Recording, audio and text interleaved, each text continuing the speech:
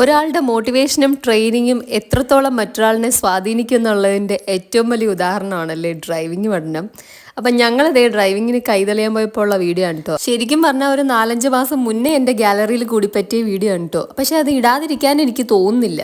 അന്ന് നമ്മൾ വണ്ടി ഓടിച്ച് വന്നിട്ടുള്ള നമ്മുടെ വീട്ടിലേക്കുള്ള റൂട്ട് തന്നെയായിരുന്നു കേട്ടോ. അതാണല്ലോ നമുക്ക് മോസ്റ്റ്ലി ആവശ്യമുള്ള റൂട്ട്. അപ്പം അതിൽ വന്നിട്ട് തിരിച്ചങ്ങോട്ട് പോകാനായിട്ട് ചിഞ്ചു ആണ് കേട്ടോ ഡ്രൈവ് ചെയ്തത്. അപ്പം എന്തേ ആരും കൂടെ ഇല്ലാതെ തന്നെ തനിയെ വഴി കയറി പോകുന്ന വീഡിയോ ആണിത്. ആംബുലൻസ് വീടെത്തിയിട്ടുണ്ട്, ഞങ്ങളവിടെ സേഫ് ആയിട്ട് വീട്ടിൽ കൊണ്ടാക്കിയിട്ടുണ്ട് കേട്ടോ.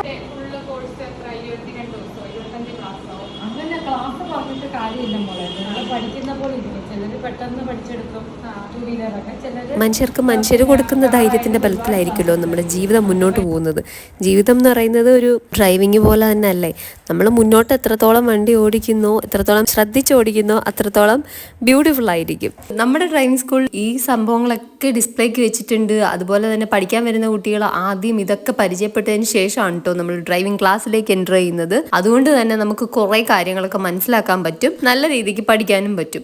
പക്ഷേ സത്യം പറഞ്ഞാൽ ഞാൻ ലൈസൻസ് എടുത്തെടുത്ത് ഇതൊന്നും ഞാൻ കണ്ടിട്ടില്ല കേട്ടോ. ഇവിടെ അമലൂസിൻ്റെ അടുത്ത് ഫസ്റ്റ് ടൈമാണ് ഇതൊക്കെ കാണുന്നത്. അപ്പം ചിഞ്ചു അതുപോലെ തന്നെ കേട്ടോ ഫസ്റ്റ് ടൈമാണ് കാണുന്നത്. അത് ശരിക്കും എനിക്കതൊരു അത്ഭുതം തോന്നി, ഭയങ്കര ഹാപ്പിനെസ്സും തോന്നി. ഞങ്ങൾക്ക് രണ്ടാൾക്കും ഓൾറെഡി ലൈസൻസ് ഉണ്ടായിട്ട് ഞങ്ങൾ വീണ്ടും കൈതെളിയാൻ വേണ്ടിയിട്ട് പോയതാണെന്നുള്ള സത്യം എൻ്റെ വീഡിയോസ് മുന്നേ കണ്ടിട്ടുള്ളവർക്കൊക്കെ മനസ്സിലായിട്ടുണ്ടാവും. പിന്നെ വീഡിയോ ലേശം ലേറ്റായി പോയോ എന്നങ്ങനെ സംശയം ഉണ്ടെങ്കിൽ എല്ലാത്തിനും അതിൻ്റെതായ സമയമുണ്ടല്ലോ.